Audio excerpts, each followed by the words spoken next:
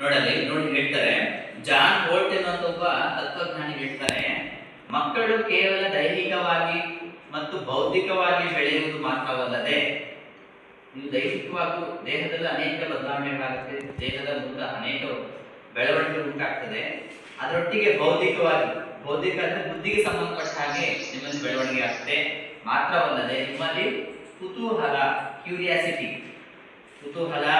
ಧೈರ್ಯ, ಆತ್ಮವಿಶ್ವಾಸ, ಸ್ವಾತಂತ್ರ್ಯ, ಚುರುಕುತನ, ಕಲ್ಪನಾ ಶಕ್ತಿ, ಉತ್ಸಾಹ, ತಾಳ್ಮೆ, ದಕ್ಷತೆ ಮತ್ತು ತಿಳುವಳಿಕೆಗಳನ್ನ ಬೆಳೆಸ್ಕೊಳ್ಳಿಕ್ಕೆ ಶಾಲೆ ನಮ್ಮದು ಸಹಾಯ ಮಾಡುತ್ತೆ. ಅರ್ಥ ಆಗ್ತಾ ಇದೆಯಾ?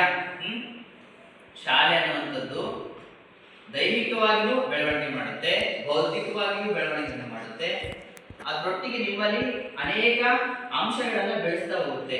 ಯಾವ ಅಂಶಗಳು? ಕುತೂಹಲ ಬೆಳೆಸುತ್ತೆ ಶಾಲೆ. ನಿಮ್ಮಲ್ಲಿ ಏನ್ ಮಾಡುತ್ತೆ? ಕುತೂಹಲವನ್ನ